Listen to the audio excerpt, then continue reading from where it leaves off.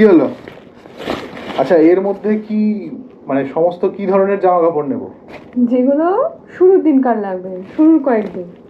তাহলে মানে পাহাড়ে যেগুলো লাগবে সেগুলো এতে নেব না। মানে ধরো শিলিগুড়িতে বা তারপরে যে তোমার যেখানেই রয়েছে সেরকম জায়গাতে। আসলে জানে না এখনো। সেটাই, আমার তো কিছু বলনি, আর কি বলবো। দাও। Hello everyone, welcome to another new vlog of odd couple. গাড়িতে বসে আছি, তার মানে বুঝতেই পারছেন যে সামথিং রিলেটেড টু কার। আমরা শুরু করতে যাচ্ছি আমাদের আর একটা রোড ট্রিপ। কোথায় কি বৃত্তান্ত এগুলো সবই বলবো হচ্ছে পরবর্তী পর্বে, কিন্তু তার আগে এখন আমি একটু বলবো যে এই যে লং ট্রিপে আমরা যাচ্ছি এবং সেটা প্রায় 9 থেকে 10 দিনের জন্য, তার জন্য আমরা কিভাবে নিজেদেরকে রেডি করছি। গাড়িতে প্রথমেই যেটা করবেন সেটা হচ্ছে আগে গাড়ি একবার স্টার্ট দিয়ে দেখে নেবেন যে কোনো ম্যাল ফাংশন যে লাইট হয় সেরকম কোনো ম্যাল ফাংশন লাইট আপনার জ্বলছে কিনা।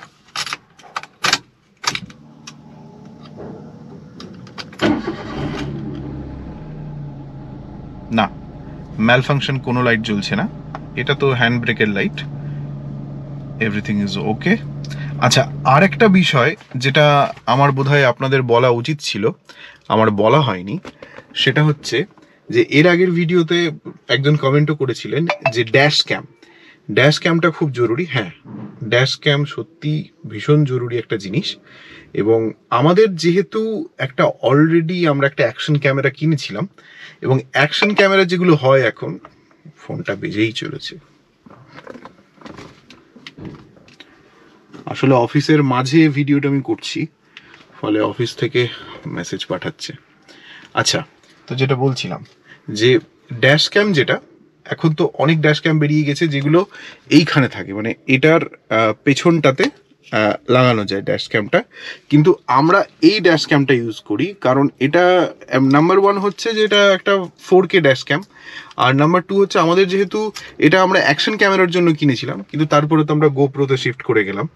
তো এই ক্যামেরাটা কি করব, তখন মানে রাখা ছিল, তো আমি অনেকটা রিসার্চ করে দেখলাম যে মানে ড্যাশ ক্যাম অ্যাকচুয়ালি মানুষ 3-3.5 হাজার টাকার মধ্যে কেনে, কিন্তু এই ড্যাশ ক্যামটার বেশ ভালো দাম, মানে 8-9 হাজার টাকার মতো দাম, কিন্তু এটা বলতে পারি যে একদম দুর্দান্ত কোয়ালিটি দেয় এই ড্যাশ ক্যামের ফুটেজ। মানে রাত্রেবেলাও আপনি যা কোয়ালিটি পাবেন, মানে সামনের গাড়িটার নাম্বার প্লেট একদম ঝকঝকে দেখায়। এবং শুধু তাই নয়, হঠাৎ কিছু ঘটলো সেই ফুটেজও আমি ইউজ করতে পারি ভ্লগে, কারণ খুব ভালো কোয়ালিটির।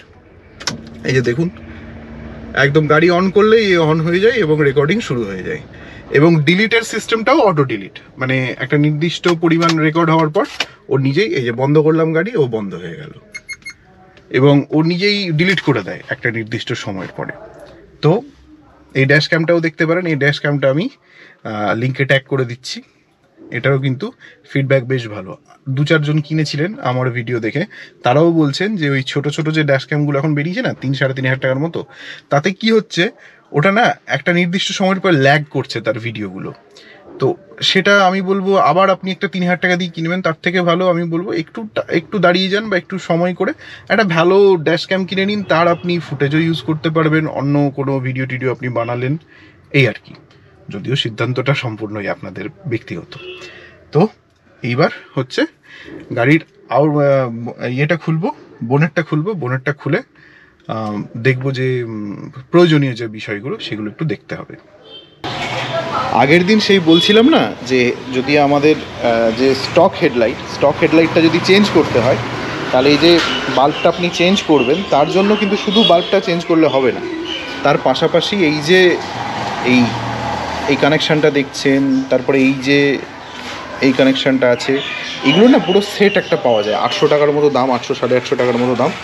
ও পুরোটা নিয়ে এসে এখানে যে ইলেকট্রিকের কাজ জানে আর কি, সে আপনার পুরোটা চেঞ্জ করে দেবে। এবং সম্ভবত এইটাও আসে, এই যে এই বক্সটা, এইটাও আপনার ও এসে সেট করে দেবে।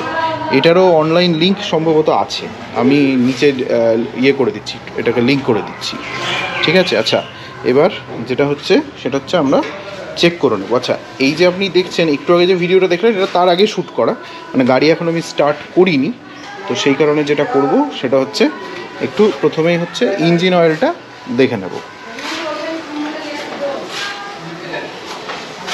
ইঞ্জিন অয়েল ঠিক আছে। এখন যা রং দেখতেই পাচ্ছেন একদম সোনালি রং, কারণ এই কিছুদিন আগেই ইঞ্জিন অয়েল চেঞ্জ হয়েছে, ফলে ইঞ্জিন অয়েল ইজ পারফেক্ট।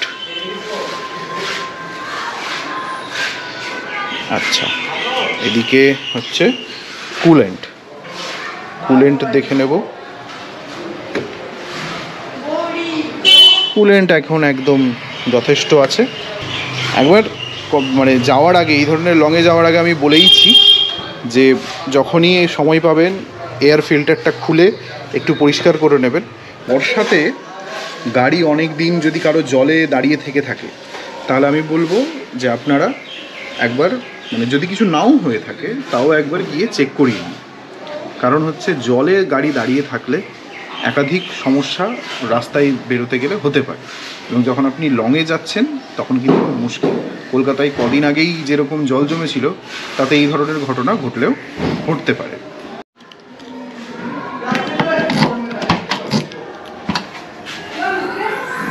আচ্ছা, এবার দেখিয়ে দিই যে আমি গাড়ির পেছনে কি সবসময় নিয়ে চলি।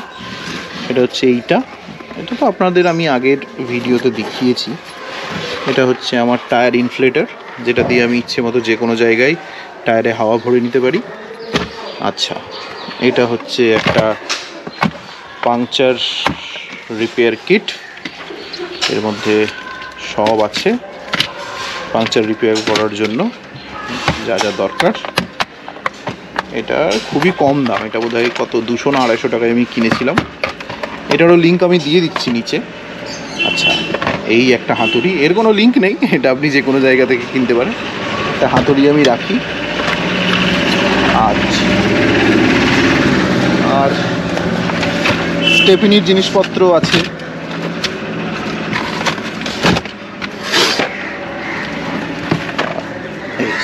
টায়ার আর এদিকে স্টেফিনির বাকি মালপত্র সব রয়েছে। এবার যেটা করতে হবে সেটা হচ্ছে গাড়িতে যে পরিমাণ ধুলো হয়েছে তাতে সাংঘাতিক ব্যাপার, এগুলোকে পরিষ্কার করতে হবে। আচ্ছা, এই যে ভ্যাকিউম ক্লিনারটা দেখছেন এটা কিন্তু রুমেও ইউজ করা যায় আর তার পাশাপাশি গাড়ির জন্য ইউজ করা যায়। তাহলে লিঙ্কটা আমি দিয়ে দিচ্ছি, সেখানে ক্লিক করে আপনারা নিয়ে নিতে পারেন।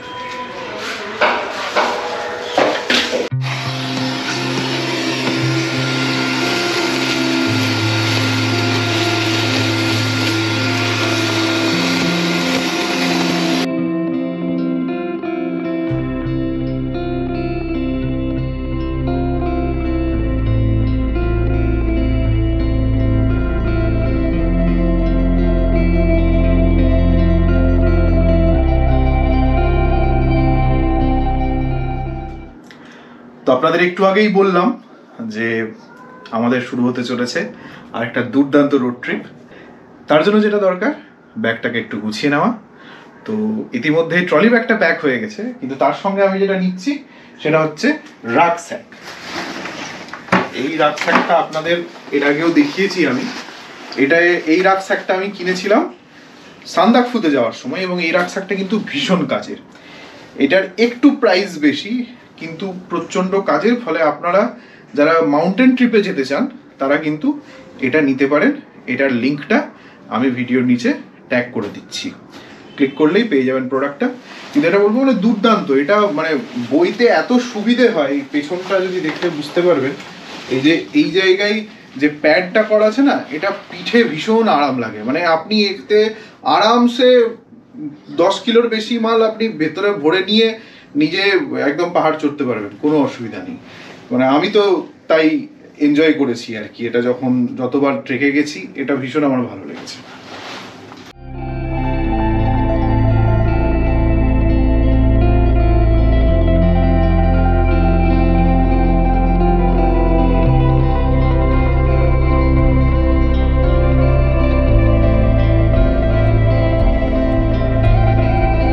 ক্রমাগত পাথর পড়ছে দিক থেকে, কি হবে এবার? আচ্ছা, সমুদ্র পৃষ্ঠ থেকে এখন আমরা 13,000 ফুট উচ্চতায় রয়েছি।